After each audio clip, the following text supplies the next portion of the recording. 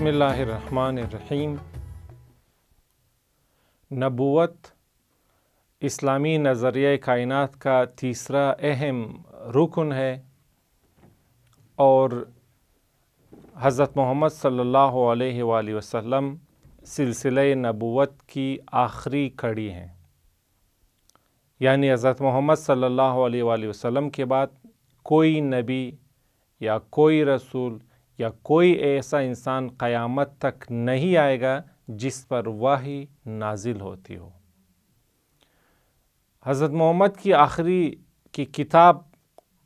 خدا کی آخری کتاب ہے قرآن مجید، اور اس کے بعد بھی کوئی آسمانی کتاب تا قیامت نازل نہیں ہوگی، اور حضرت محمد کا لایا ہوا دین یعنی دین اسلام بھی تا قیامت باقی رہے گا، اور کوئی دین نہیں آئے گا چونکہ کسی دین کی ضرورت ہی نہیں۔ اسے کہتے ہیں عقیدہ ختم نبوت، جو عقیدہ نبوت کا ایک اہم جز ہے۔ عقیدہ ختم نبوت کے سلسلے میں کچھ سوالات پیدا ہوتے ہیں۔ ان میں سے ایک اہم سوال یہ ہے کہ اگر جیسا کہ آپ نے شروع میں عقیدہ نبوت کے ابتدا میں جہاں آپ نبی کی ضرورت بیان کر رہے تھے تو آپ نے وہاں 2-3 دلائل پیش کیے کہ جن کی روح سے انسانوں کو نبی کی ضرورت پڑتی ہے، تو انہی دلائل کی روح سے تو یہ ضرورت اب بھی باقی رہنی چاہیے، اب بھی سلسلہ نبوت جاری رہنا چاہیے۔ 1400 سال پہلے یہ سلسلہ کیوں ختم ہو گیا؟ نبوت کا سلسلہ ختم کیوں ہو گیا؟ اختتام پر کیوں پہنچا؟ کیوں اس کے بعد مزید نبی کی ضرورت نہیں رہی؟ مزید کوئی نبی یا رسول نہیں آئے گا؟ اس کی وجہ کیا ہے؟ اس کی کوئی دلیل تو ہوگی، کوئی وجہ، کوئی تشریح اور تفسیر تو ہوگی۔ وہ وجہ اور وہ تشریح و تفسیر کیا ہے؟ یہ ایک سوال ہے کہ فلسفہ ختم نبوت کیا ہے؟ ختم نبوت کا فلسفہ، وجہ، حکمت اور دلیل کیا ہے؟ تو اس کے جواب میں 2 نکات پیش کیے جا رہے ہیں آپ کی خدمت میں، کہ جن کی روح سے یہ واضح ہوتا ہے کہ ابھی مزید تا قیامت کسی اور نبی کے نازل ہونے کی ضرورت نہیں رہی۔ اسی شریعت پر ہم عمل کرتے رہیں گے، اسی دین پر بالکل عمل کرتے رہیں گے، دین پر عمل کرنے کی ضرورت بالکل برقرار ہے اور باقی رہے گی، لیکن نئے نبی کے آنے کی اب ضرورت باقی نہیں رہی۔ اس کی 2 وجوہات ہیں۔ پہلی وجہ میں یہ کہ کہتے ہیں کہ دیکھیں آپ، گزشتہ ادوار میں، گزشتہ زمانوں میں نئے انبیاء کی آمد کی ایک اہم وجہ یہ ہوا کرتی تھی کہ ان کی آسمانی کتابوں میں تحریف ہو جایا کرتی تھی۔ یعنی گزشتہ انبیاء بھی اللہ تعالیٰ نے کتابیں نازل کی، اور کئی انبیاء پر مکمل کتاب نازل نہیں کی بلکہ صحیفے نازل کیے۔ تو وہ صحیفے جب نازل ہوتے تھے ان انبیاء پر یا کتابیں نازل ہوتی تھیں، تو انبیاء جب دنیا سے چلے جایا کرتے تھے اس کے بعد وقتاً فوقتاً ان کتابوں میں تحریف ہو جایا کرتی تھی، کچھ اضافے ہو جایا کرتے تھے یا کچھ بعض چیزوں کی کمی کر دی جاتی تھی۔ بعض لوگ قصداً یہ کام کیا کرتے تھے یا بعض دیگر وجوہات کی بنا پر۔ تو جب آسمانی کتاب میں تحریف ہو جایا کرتی تھی تو خود بخود یہ ضرورت پیدا ہو جاتی تھی کہ اللہ ایک اور نبی بھیجے اور ایک اور کتاب بھیجے جو اس تحریف کا سدباب کرے۔ لہٰذا سلسلہ نبوت جاری رہا، چونکہ اس وقت انسان اور وہ لوگ اپنی آسمانی کتاب کی حفاظت کی طاقت نہیں رکھتے تھے، صلاحیت نہیں رکھتے تھے۔ جیسے کہ ہم دیکھتے ہیں مثلا بعض بچے، مثال کے طور پر جو بچے ہیں جو پہلی، دوسری، چوتھی جماعت میں پڑھتے ہیں، وہ اپنی کتابیں پھاڑ دیتے ہیں۔ ان میں کتابوں کی حفاظت کی صلاحیت نہیں ہوتی ہے، وہ کھیل کود میں، لاپرواہی میں، غفلت میں اپنی کتابیں پھاڑ دیتے ہیں، پھر نئی کتاب دلانے کی ضرورت پڑتی ہے۔ تو وہ انسان بھی ایسے ہی تھے۔ لیکن یہ سلسلہ آخر میں ایک وہاں تک پہنچا کہ جہاں ایسے افراد پیدا ہو گئے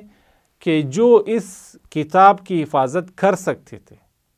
اس کو حفظ کرنے کے ذریعے، اس کو لکھنے کے ذریعے اور دیگر مختلف طریقوں کے ذریعے اس کو جو کا تو حفظ کرنے کی صلاحیت رکھتے تھے، اس کی حفاظت کرنے کی صلاحیت رکھتے تھے۔ لہٰذا اب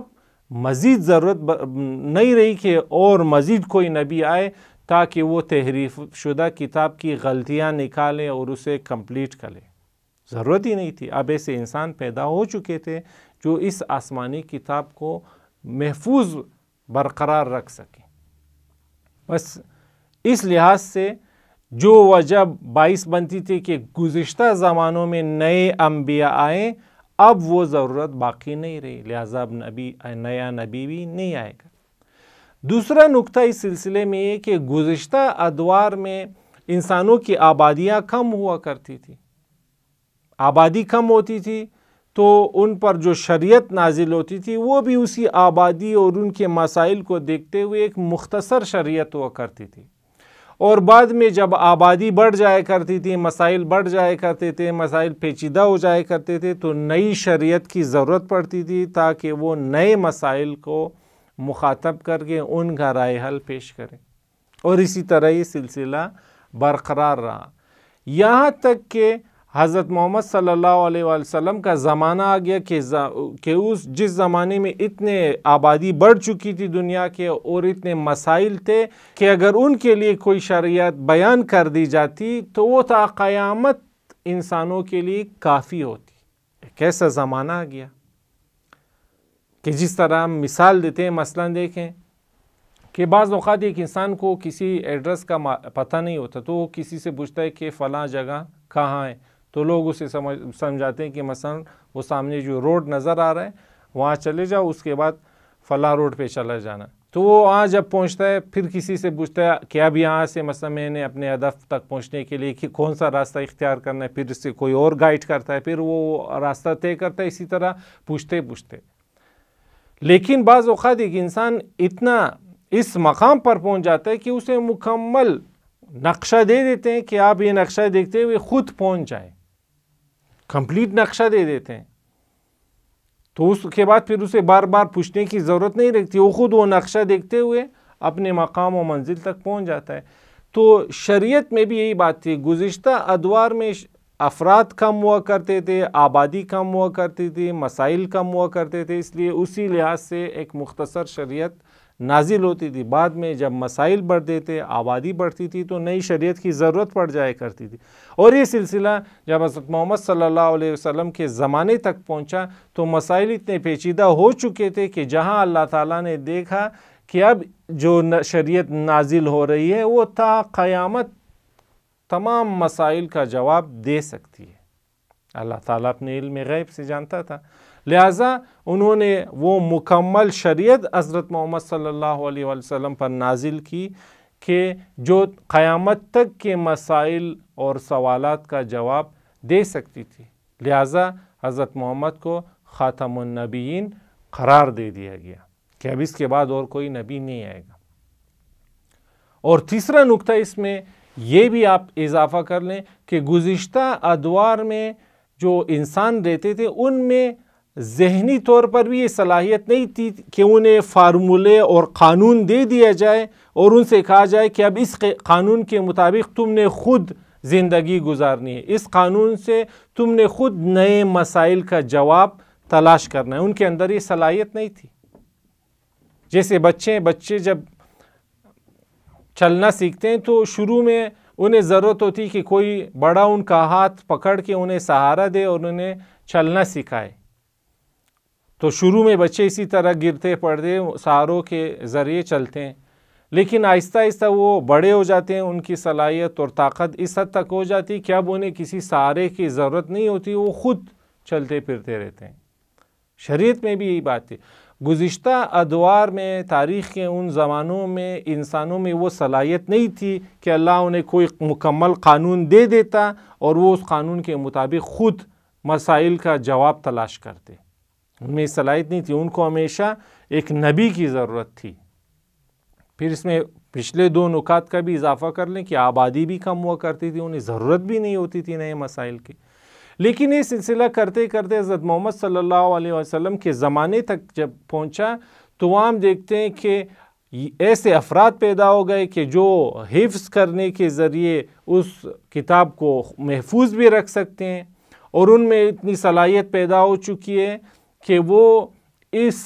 جامع قانون سے خود نئے مسائل اور نئے سوالات کا جواب بھی تلاش کر سکتے ہیں، اور ان کا ماحول بھی، آبادی بھی اتنی ہو چکی ہے، مسائل بھی اتنے بڑھ چکے ہیں کہ اب انہیں کمپلیٹ شریعت دی جا سکتی ہے۔ لہٰذا ان تینوں نکات کو دیکھتے ہوئے اللہ تعالیٰ نے اس امت کو آخری شریعت اور آخری آسمانی کتاب نازل کی، اور اسی لیے کہہ دیا کہ اب تا قیامت یہی قانون کافی ہے، اسی قانون سے علماء امت نئے مسائل